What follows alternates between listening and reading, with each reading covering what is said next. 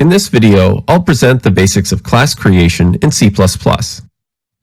So for this video, I've included IOStream because we're going to be using the standard cout to output one of our results.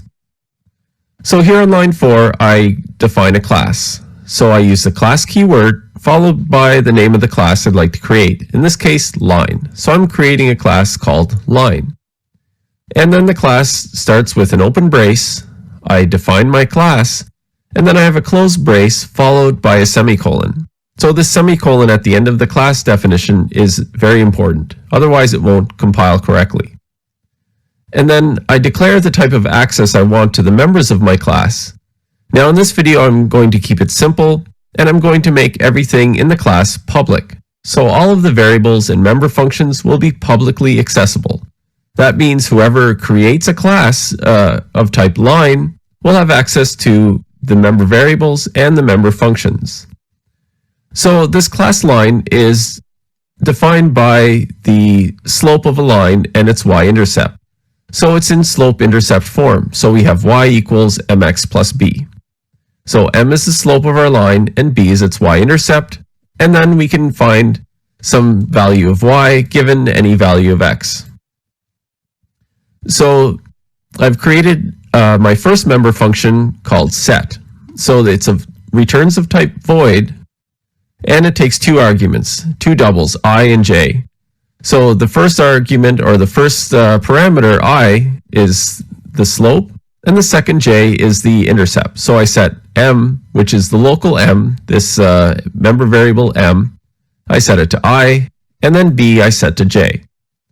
So you'll notice that this function, the set function, is defined right here inside the class. That's one way we can do it. Another way is what I've done with findY. So this function findY, which returns a double, takes in a double x. So it takes in an x argument and returns the given y value for that value of x. So let's look at my implementation of findY. So here on line 17, outside of our class line declaration, so our class line is defined between these braces and ends at this semicolon. Now if we go down to line 17, you'll see a function that returns double. It's part of the class line, and it is the function findY. So we have line double colon findY as our function name, and then it takes an argument double x, and we define our function body here. So all it does is return m times the parameter x plus b. So m and b come from our class members m and b, and x comes from our function argument. So quite often in C++ programs, we'll have our class defined, so our class definition in a header file, let's say line.h, and our implementation, our member functions are implemented just as I've done here in a file like line.cpp. So anywhere we need our class line, we include its header file, and all of the function definitions stay in the CPP files. So that's quite a common way of implementing a class like I've done here. But for the sake of simplicity and showing it all in a single file in this video, I have the entire class line defined here and its member function right underneath it. Now let's look at the main function. So I create an instance of line by specifying the line class. So I just specify line followed by the variable I'd like to create. So in this case, I'm creating a line called a. So this variable a, I can call any of the member functions or access any of the member variables by specifying a followed by a dot or a period, then the name I'd like to access. In this case, on line 23, I do a.set, calling the set function, and I pass it the values 2.0, comma, 10.0. So 2 will be the slope and 10 will be the y-intercept. And then I call findY inside of this cout statement. So I have cout, a string y colon, then I call a.findY, and I want to find y where x is equal to 5.0. So in that case, we'll get m, which is 2, so 2 times 5 plus 10, which will give us 20. So we should see 20 as the output for this findY call on a, and that's the end of our main function. So let's compile and run the program, and verify that it all works as expected. So I'll do a Control F5 to build and run the program. So we get a value of y 20 as expected. And that concludes this demonstration on creating a class in C++. In this video, I'll present how to add a private member to a class in C++. I start off by including the IOStream header because we're going to be using cout in this program to display one of our results. I've created a class here on line 4, class point. So it's a point defined by coordinates x and y. So as member variables, I have int x and y. And then I have my public section declared after I've declared these member variables. So what this means is that x and y will be private members.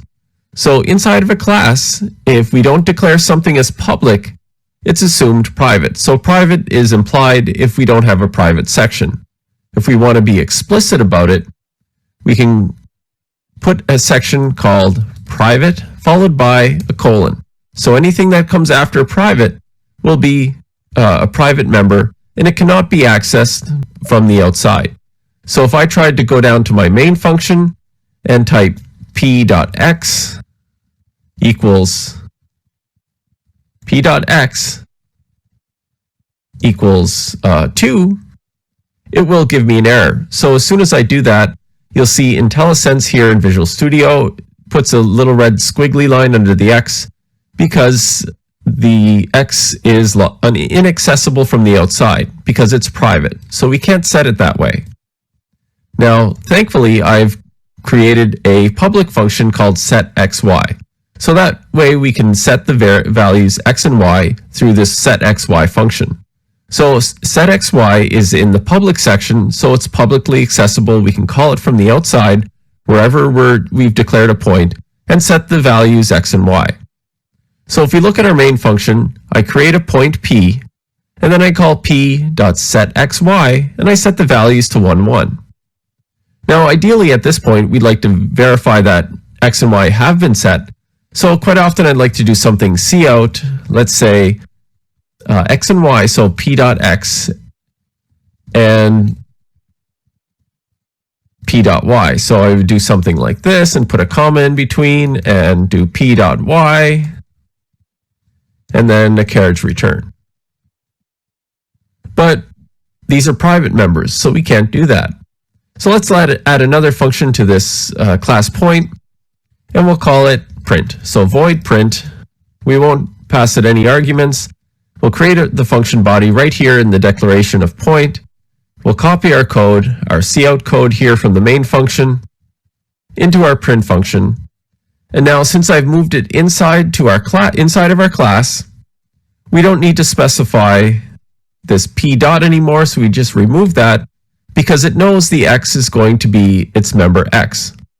So if we have a member function, so a function inside of point, we can access the private members. So public functions inside of our class can access private members. So any member function can access a private member of its class. So we can do the same thing here with p.y, and then we can print our results. So to call this, we go back to our main function, type p.print, and then we can see our results. So now I'll do a Control F5 here in Visual Studio to compile and run the program. And it prints 1, 1. Since we called xy with those values, 1 and 1, x and y are 1, and that was the result we expected. And that concludes this demonstration on adding private members to classes.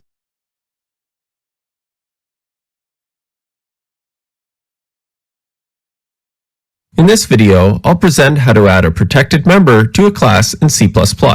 So in this video, I'm including IOStream and using the standard cout to output one of our results. Now I defined two classes in this program, class X, which contains a private member int a, and two protected functions setA and getA. So since X has only private and protected members, it doesn't have a lot of functionality from the outside. So if we create an instance of class X, nothing is accessible because it's all private and protected members. Now this is a quite uncommon thing to do, but I've also declared a class Y, which inherits from class X. So class Y is a subclass or child class of class X. So we have class Y colon X. So this says that Y is a child of X. So Y has everything that X has, plus the things that it brings on its own. So Y has an int B, which is private because all members are private by default, so we don't have to explicitly say private to know that B is private because that's the default in a class. So it's implied private. Then it declares a public section. So Y has two public member functions, a print function which returns void, and a set function. Now you'll notice right away in the print function, trying to access A is a problem. So the variable A, which comes from class X, is private. So even though we inherit from X, since it's marked as private, we can't access it directly. Luckily, I've defined a getA function that's a member of class X, but it's protected. So since we inherit from class X, so since Y inherits from class X, it can access the getA function, which returns the value of the variable A. So getA returns A.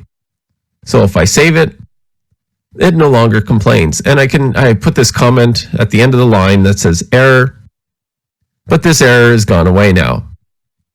So our print function is fine. It will print the values of A and B, but for A, it has to call the getA function because it's a protected function and the variable itself is private.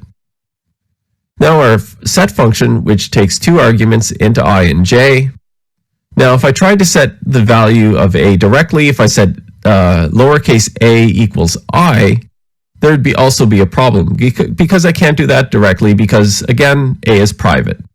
But I have access to the set A function because it's protected, so I can call set A and pass it the value I, and then up in our class X, in the set A function, it sets A equal to I. So we do set the value in a roundabout way because the member variable itself is private. So now in our main function, I create two instances, an instance of class X with the variable lowercase x, and an instance of class Y with the variable lowercase y. Now, you'll see here, if I try to call x.setA directly, it gives me an error. So in Visual Studio, IntelliSense picks it up right away, and it says it's inaccessible because it has these squiggly lines, and if we look, setA is a protected function, so we can't call it from the outside. It has to be called from a derived class internally. So we can't call protected members from the outside, or if there was a protected member variable, we also couldn't access it from the outside. So to get rid of this, let's just delete this x.setA, and we're not going to be using our class X, so let's remove that as well. So we're left with our class Y and variable Y, so we can call y.set, pass it two values, 2 and 1, and then call y.print to see the result. So I'm going to save this program as it is now, compile using Control F5, so this will build and run the program, and we can verify our results. So our results for A and B are 2 and 1, as expected. And that concludes this demonstration on protected members in C++. In this video, I'll present how to add public members to a class in C++. So for this video, I'm including IOStream and string, so we can output our result using cout, so I'm using the standard cout, and I'm using the standard string because it's going to be one of the member variables of the class I define in this program. Now I define a class here on line 6, class Sprite. So a sprite is a little character that we might have on the screen. Let's say we have a name, and this particular sprite has a name, so we have string name, and it has a position, x and y. So we have int x and y, and then it has a print function that'll print the name and its coordinates. So name followed by the @ symbol followed by x comma y in parentheses. But this program has a problem. The members of classes are private by default. So this is the same thing as if there was private colon at the top of this class, at the top of its implementation, and everything were private. So in our main function, I create a new instance of class of Sprite S. So a new instance of Sprite with the variable S. And then if I try to do anything with S, it's going to give me a problem. So if I try to set a name, let's say I type s.name equals Bob. So Sprite Bob needs a name. We try to set it to Bob. And right away, IntelliSense and Visual Studio picks it up and says, our member name is inaccessible because it's private. Well, we need this to be public. So if I go into my class and make a public section, let's make the whole thing public, then name is accessible. And the same thing with our variable x. So let's s.x equals 5. And we can do s.y equals 10. Now we can have mixed sections in our classes. So these could be public members, but if we had a private keyword in here and our print were private, then we'd have a problem. So if I tried to do s.print, call the print function, it's also a problem because I just made print inaccessible. So the same rules apply to member variables as member functions. Anything that's public, I can access through an instance using the syntax s.name or s.whatever member I need to access or call. In this case, if I'm setting variables, I can do s.name or s.x or s.y. And it's not just public and private in terms of setting it. If I want to access one of these members, I can only access public members even if I want to display them. So if I tried to do a cout on s.name, that's fine as long as name is public. But if it was private, I still couldn't access it even just to see the variable. I can't see it, I can't set it, I can't do anything with it if it's private. But if it's public, I can access it, I can set it, and I can call the functions as long as they're public. So I'm going to remove the private section and let print be public, save it again, and now I'll compile and run it so we can see what it prints. Now I'll do Control F5 here in Visual Studio, and it will build and run the program, and we should see the name at X and Y. So Bob is at 5, 10, as expected. And that concludes this demonstration of public members in classes in C++. In this video, I'll present how to create a class constructor in C++. So for this video, I'm including IOStream and string because we're using cout and the standard string class. So I create a class called class Sprite, and in its declaration, I have 3 member variables. I have a string name and 2 integers x and y. So we can think of a sprite as a character on the screen on some grid defined by the integers x, y. So it has 2 member functions, or 2 public member functions, one called Sprite. Now this one is named identically to the class Sprite. So we have class Sprite and member function Sprite. Now the member function Sprite is called a constructor. So this is what we use to construct a sprite when we're creating an instance of it. So when we create an instance of Sprite, it's expecting 3 variables, or 3 parameters, string s, int a, and int b. So we have to pass these 3 values into Sprite to actually create an instance of it. Now, in not defining what this function does inside of the class definition, I'm going to do that externally. So I just end it with a semicolon. And then I have a member function, a public member function print, that just prints the values. So we have name at x, y in parentheses. So we'll use that to verify the results at the end. Now let's look at our constructor. So we have Sprite, our class, Sprite, our constructor function. So Sprite takes a string s, an int a, and an int b. So it sets the name equals s, x equals a, and y equals b in the body of our constructor. So every time we create an instance of Sprite, it calls this function. So we have to pass these parameters to create Sprite. So in our int main, we have sprite s, so the variable s, and in parentheses, we have what we're passing to the constructor. So the string John, 1 and 2. And then we call s.print to verify the result. Now if we tried to create another sprite, so if I went down a few lines and typed sprite t, but I didn't pass any values to t, we'll get an error. So it complains that there's no default constructor. So there's no constructor that takes no parameters for Sprite. So Sprite can only be created if we can pass the parameters to call its constructor. So let me delete our Sprite T because it's not going to work. Save the code.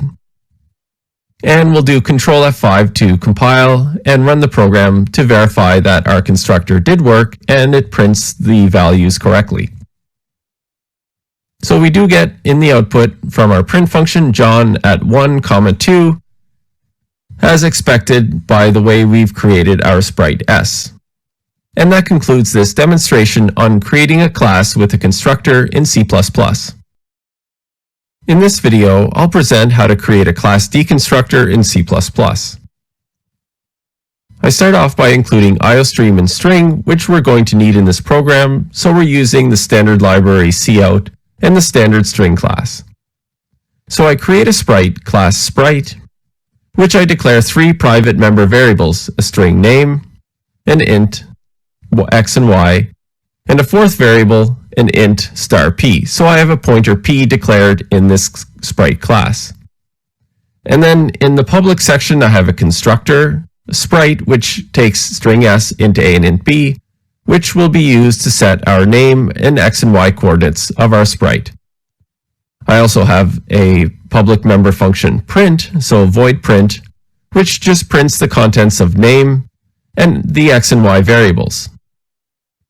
Now I declare a constructor outside of our class sprite :sprite that takes the string int and then sets name, x, and y. So it sets these 3 member variables, name, x, and y, to s, a, and b respectively.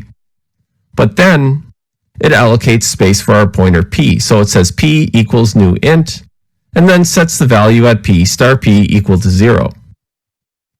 Then in our main function, we create our sprite s with the name John, so string John, int 2 and int 3. And then it calls s.print. Now you may be thinking, hold on, you just allocated p with new int. Where are you deleting p? Well, if I went to my main function and I typed delete s, so our sprite s.p, so here's our variable p, and I want to delete it. Well, that's a problem, and IntelliSense picks that up right away and puts a red squiggly line under our variable p because p is private, so it's inaccessible. So we can't delete it that way, and that poses a problem. Luckily, C++ comes with something called a deconstructor.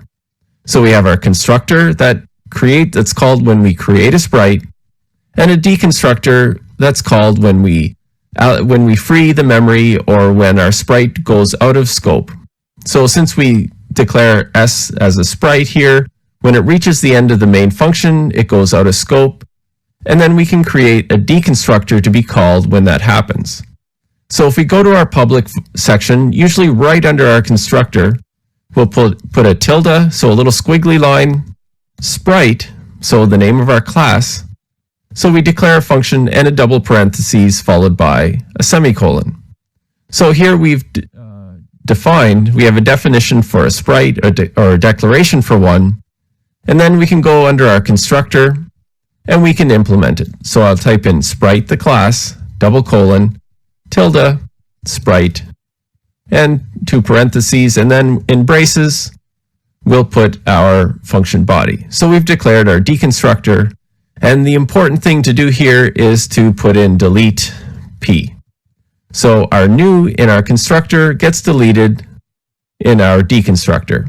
So that's the general rule. Whatever is allocated in the constructor gets deallocated in the destructor. So we have new in the constructor and the corresponding delete in the destructor. So that's a very important thing to follow. Anywhere you have new, you have to have a corresponding delete. And to make sure it does get called in our program, I'm going to put a cout in our deconstructor, and I'm just going to write the word deconstructor tilde Sprite. And then I'll put a \n so we get a new line character. So that way we know it is called, or when it's called, we'll see that this string is printed. So let me compile and run the program, and we should verify that our constructor for our Sprite S works fine. We do a print, and then we let it call the destructor when it reaches the end of the main function. So I'll do Control F5 to compile and run. And we see that we get our print function from our sprite John at 2.3, just as we've constructed it. And we see that the destructor of Sprite is called as expected. And that concludes this demonstration on creating a class deconstructor in C++. In this video, I'll present a C++ class with overloaded constructors. So I start out by including IOStream and string because I'm going to be using the standard cout and the standard library string class. So I create my own class here on line 6. So I have class Sprite, which has 3 private member variables, a string name, an int x, and y. So the name is the name of the sprite, and the xy is its position on some integer-based grid. So in my public section, I have a first constructor, so Sprite, which takes string s, int a, and int b. But I also have 2 other constructors, so I just have another Sprite with a different set of arguments, or a different set of parameters. So I have Sprite, string s, and then I have a Sprite constructor that just takes int a and int b. And then I have another public function, void print, which just does a cout of the member variables, the name, and the x and y variables, so that we can verify our results when we compile and run the program at the end of the video. Now let's look at our constructors. So the first constructor I've declared, so Sprite ;Sprite, which takes our argument string int. So that sets the name and the x and y variables. Then we have our constructor with our string s, and that just sets the name. Now, if you have something like this, what I'd recommend is putting in a default value. So instead of just setting the name in this overloaded constructor that takes a string, we should put in something like a default variable for x and y. Let's say x equals 0 and y equals 0. So by default, our Sprite, if we don't specify it, if we construct it with this particular constructor that takes a string, we want to set it to a default 0, 0, so at some origin. And then we have another Sprite that we create, but we don't specify a name. So we just have the int a and this int b. And I set the variables x and y, but we should also set our name variable here. So we can set name equal to some string. Let's call it, in parentheses, let's put unnamed. And we'll put it in parentheses just to set it apart. So we have some anonymous or unnamed string for our name. And then in our main function, we test our 3 constructors. So Sprite s1, we construct with a string, an int, and an int. Then we print the contents of s1. Then we create another Sprite s2 with just the string Bob. So we specify the name, but not the coordinates. And then we do an s2.print to verify that result. And then we create Sprite s3 with just the coordinates 10 and 10. So the constructor that takes 2 ints. And then we print the result so that we can see the coordinates of the unnamed Sprite s3. I'll do a Control F5 to compile and run the program. And it successfully compiles. So we have John at 2.2. So let me move this console window over to the side. Bob at 0.0. So Bob was created without specifying the coordinates. So he's at the default 0.0. And then we have unnamed at 10.10. So since we didn't pass a string to this constructor, it goes as unnamed by default, but the coordinates were set to 10.10. So these results are exactly what we expected. And that concludes this demonstration on working with overloaded constructors in C++. In this video, I'll present how to create a class with a default constructor in C++. I start out by including IOStream and string in my program because we're going to be using the standard library cout and string class. So I create my own class called class Sprite, which has three member variables, a string, which is the name of the sprite, and the coordinates, the int xy. So we have a string name and variables xy, which are private members of our class Sprite. Now we have our public section where we specify a constructor that takes a string, an int, and an int, so that we can set our member variables. Then it also has a public function print, which returns void. That just does a cout of the name, the x and y coordinates, so we can see the contents of our sprite.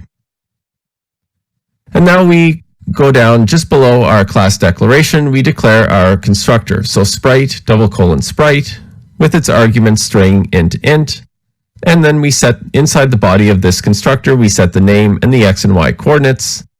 And then in our main function, we create a sprite s with the string, the name, Eamon, and the coordinates 1, 2. So we do s.print to see the contents of the variable s, the sprite s, to see that everything got constructed correctly. But suppose I wanted to create another sprite, t, but I didn't want to specify the contents, the name and the x and y coordinates. I just wanted to create an empty sprite so that we can set and use it somewhere else in our program. Well, for this, we need a default constructor. So just by specifying sprite t, what C++ will do is look for a constructor with no arguments. So to be able to do this, to be able to create a sprite this way without specifying our constructor, we need to create a default constructor. So in our class, I go to the public function or the public section of our sprite, and I'm going to type sprite with an open and close parentheses and a semicolon. So this declares or defines our default constructor, and then I need to implement it. So below our sprite class, I'm going to type sprite, :sprite, and then an open and close parentheses and open and close braces. And in the function body, I'm going to set name equal to an empty string, the x equal to 0, and y equal to 0. So this will give some default values to our name, our x and y, so that we can start using our sprite, but without, so this is an unnamed or an anonymous sprite that we have that gets generated at the origin, and it doesn't have any information other than it's a sprite. So you'll notice that there was a red squiggly line, an IntelliSense error on our variable t because it didn't have a constructor specified. But now that there's a default one, we can create one just by typing sprite t followed by a semicolon, and it creates it using the default constructor. Now we can verify the default constructor is called by just calling t.print. As well, I'm going to go into our default constructor, and I'm going to do a cout and say default constructor. So I'm going to put that in just so we know that, just so that we can see that the function is indeed called. And then I'm going to do a Control F5, which will build and run our program. So you'll see here, if I move this command window out of the way, we see Eamon at 1, 2, so that was our sprite s. And then we see default constructor, so that's when our line sprite t. It calls the default constructor. And then we have a space, so there's an empty variable, so nothing gets printed for the name at 0, 0. And that's exactly the contents of our default constructor. So that's what it sets name and x and y to. And that's pretty much what we expected. And that concludes this demonstration on working with default constructors in C++ to a class in C++. So I start out by including IOStream and string because we're going to be using the standard cout and string class. So the class I'm working with in this program is class Sprite, which has a string name and an int xy as private member variables. Then in the public section of our class Sprite, we have two constructors. We have a default constructor with no arguments, and a Sprite constructor that takes a string, an int, and an int, which will set our member variables. And then we have a print function that returns void that will print the contents of our member variables, our name, and the x and y coordinates. And then we declare our Sprite constructors, the default constructor, so Sprite, Sprite, and the open and close parentheses. And then we have a function body enclosed in braces, and then it does a cout of Sprite, default constructor. So we want to know when our default constructor is called. Now this will be important in our main function, so that's why I've done a cout to say that it was called. But this function, this default constructor, just sets the name to an empty string and sets the coordinates to 0 and 0 for x and y by default. And then we have our constructor that takes our three parameters, so Sprite, Sprite, and then we have string s, int a, and int b, which we use to set the name and the x and y variables. Now in our main function, we create a sprite star s, so we have a pointer to a sprite. So s is a pointer, but we set it initially to new sprite. So we use our new function to allocate space for a new sprite, and we call the constructor with a name, in this case the name Eamon, and the a and b variables, which will set the x and y coordinates 1 and 2.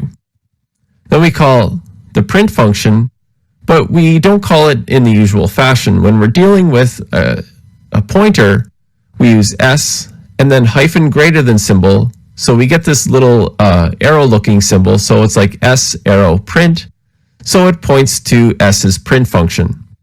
So we call s, instead of using s.print, we use s arrow print. So remember, when you have a pointer to an object, you have to use this arrow syntax to call a member function. And then we call delete s because we've allocated it with new. So anywhere we create a new object, a new class, we have to delete it when we're done with it. And then I create another pointer, Sprite star t. So in this case, it's an uninitialized pointer, and it's very different than just calling Sprite t without the star. In that case, it actually creates a new sprite and the default constructor gets called. So if I just have Sprite star t, it's a pointer of type Sprite, but it's not initialized to anything. It doesn't point to anything, and it doesn't create any objects.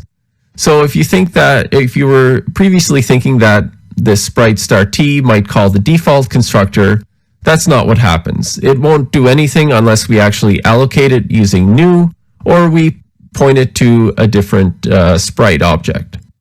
So let's compile and run it now. I want to show you that definitively that the default constructor won't be called in this program, but we'll only see it after we compile and run. So I'll do a Control F5. That will compile and run the program, and we can verify the results. So we see we just get Eamon at 1, 2 for our sprite pointer s that we've created previously, but the Sprite star t doesn't do anything. If we wanted it to do something, we'd have to set it to new. So I can go on the next line and do t equals new sprite and just put a semicolon in. And since I haven't specified any parameters on the sprite, any arguments to the constructor, it's going to call the default constructor. Now, there's another problem that could have occurred if I had a sprite pointer t, if I tried to call t arrow print. Now, without doing a new sprite, or if t is an uninitialized pointer and I try to call a member function, it's going to end very badly and it will most likely crash the program. Now, if we'd like to test this, we can do a Control F5, calling a print function on an uninitialized pointer, and it gives me a build error. So we don't want to do anything. So we say uninitialized local variable t used. So it actually, the compiler complains saying we're trying to call this function on an uninitialized pointer. So let me initialize it by saying t equals new sprite. And then since we have a new, we need a delete. So we have to do delete t. And I'll save it, and we'll run it to make sure that our default constructor is called.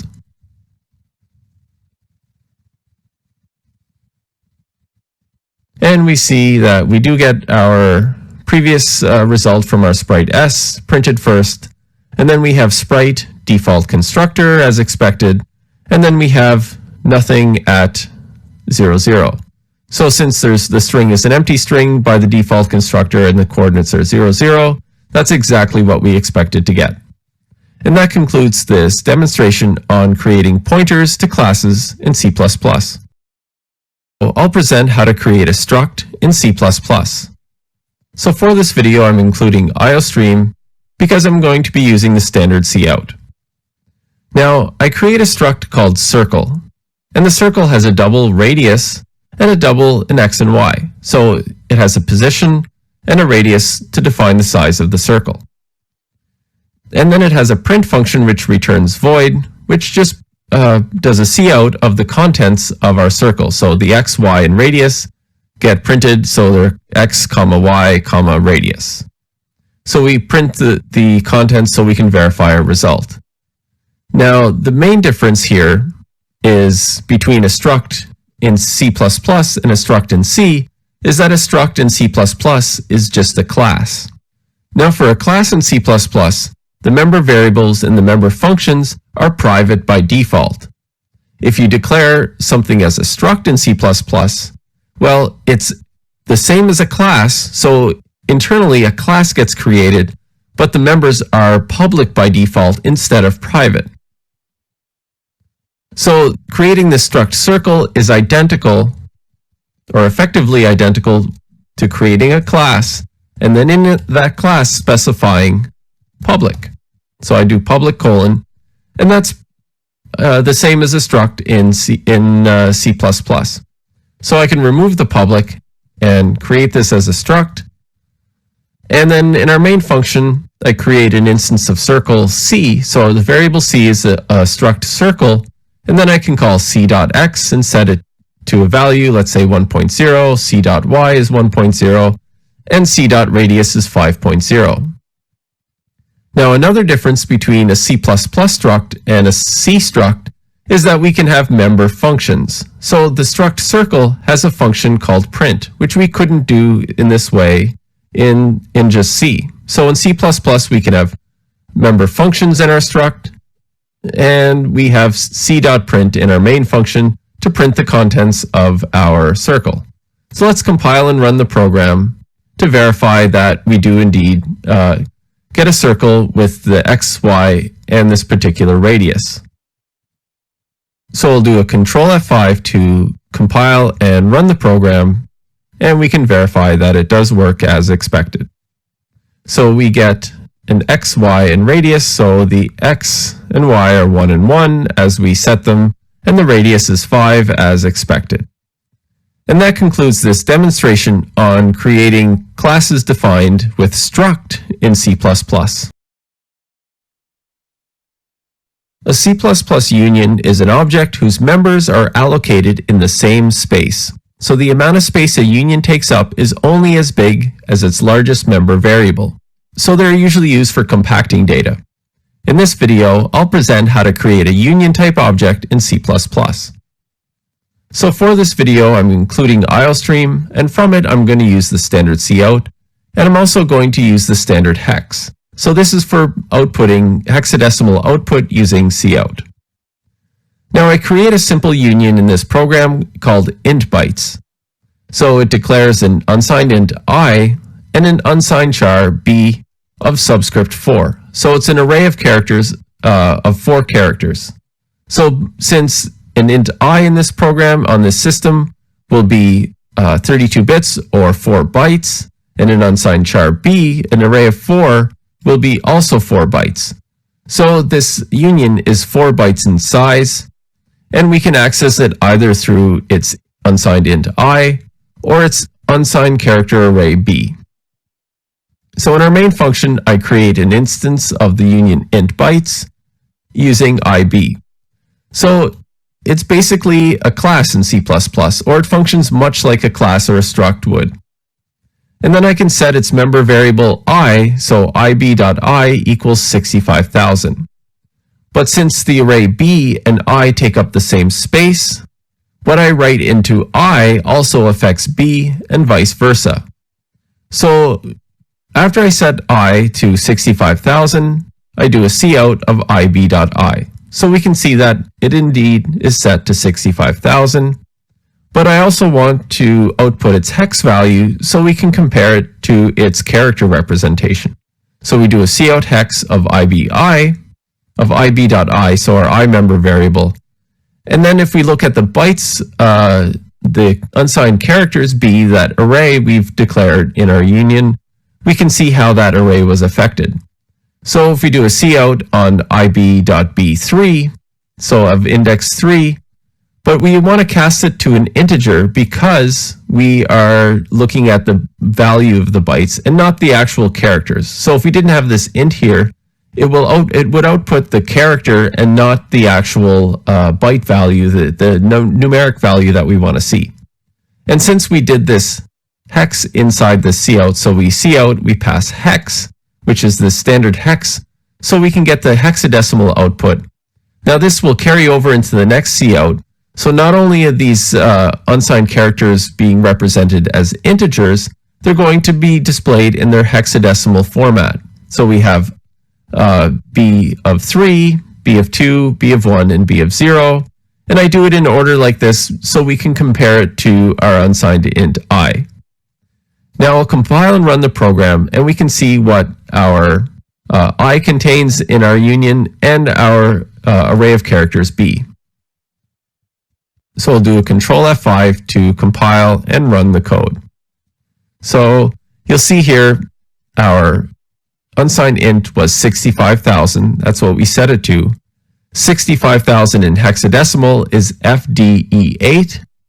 And if we look at the individual bytes, our array of 4 bytes, the contents are 00 FDE8. So it's basically FDE8. So it's the exact same as the contents of our integer. So whatever we set the integer to, we get our array of bytes or array of unsigned characters B set to, and vice versa. So if I go back into the code and let's say I set ib.b subscript 0, if I set that equal to something, let's say I set that equal to 10, and then I do another cout of ib.I, followed by a carriage return, it will actually modify the contents of the integer as well. So let's compile and run it again with this change. So we see that we get 65,000 FDE8, which sets the 4 bytes in our character array to 00 FDE8. But then we change the byte 0 byte, so this E8 gets set to 10, but 10 is A in hexadecimal. So our int I is FD0A. So the 0A part, so 0A is 1 byte and the FD is another byte. So 0A is the hexadecimal equivalent to 10. Exactly what we set I.B of 0 to. So that's a pretty neat result, and hopefully this gives you a greater understanding of what's happening inside of a union. And that concludes this demonstration on creating unions in C++. In this video, I'll present how to create a class with overloaded operators in C++. So for this video, I'm using IOStream and string from the standard library, and we're going to be using cout and the string class. So I create a class called myString, and it's going to have a member variable string called text, and then it's going to have a few public member functions. So it has a constructor, which takes a string, so it can set its internal string by using a C++ standard library string, but it's also going to define a couple of operators. So our first operator, which we define as void operator, so the operator won't return anything, but it will accept a parameter. So we specify the operator keyword, so we say operator, then the symbol or the combination of symbols. So the double less than symbol is treated as a single operator in C++. So we have double less than, so you can think of it as kind of an arrow or a double arrow pointing to the left. And if we're dealing with a string, we can think of it as a double arrow pointing to the beginning of the string. So in this case, our double arrow operator to the left takes on a string. So it takes a string as an argument, and it prepends or puts this string argument to the beginning of our text.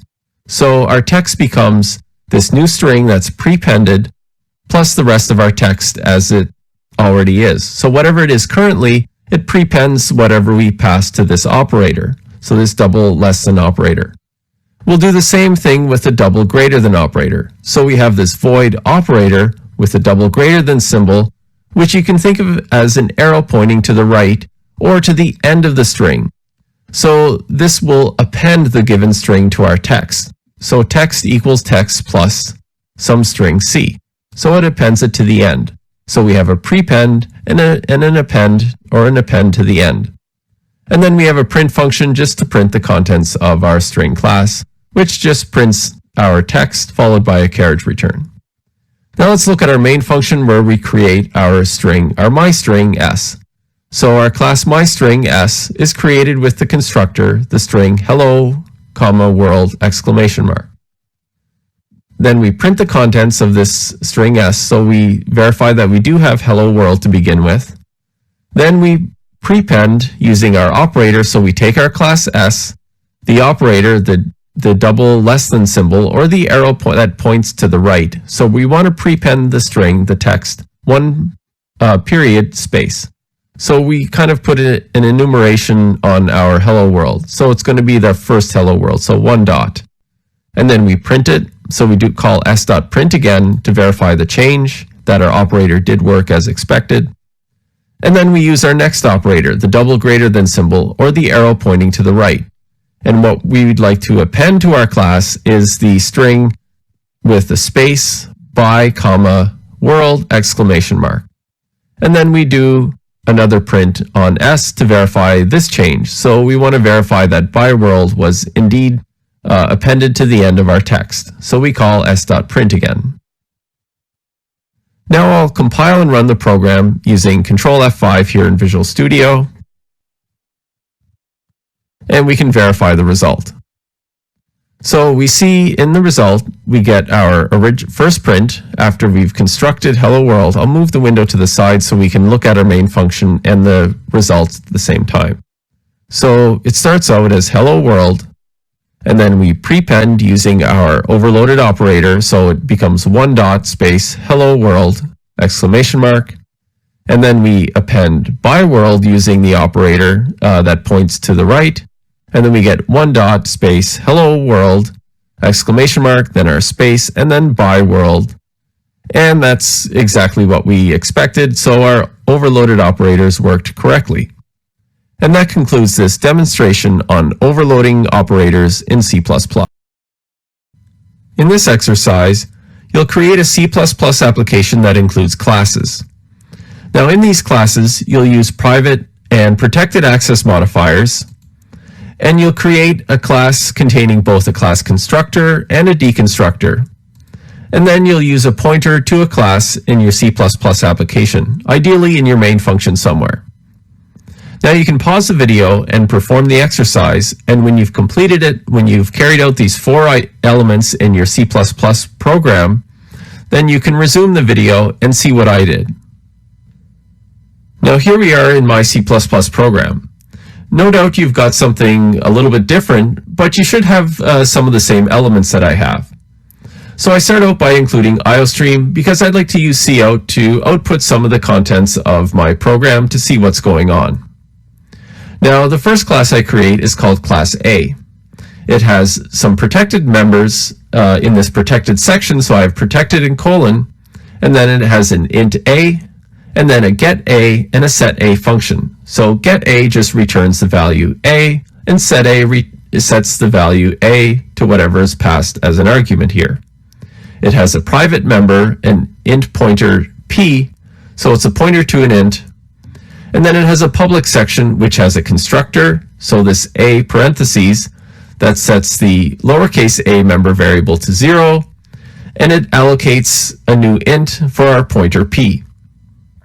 And then in the deconstructor, the tilde a, it defines a function that does a cout of our deconstructor a, and it says we're done with a, and then it deletes p.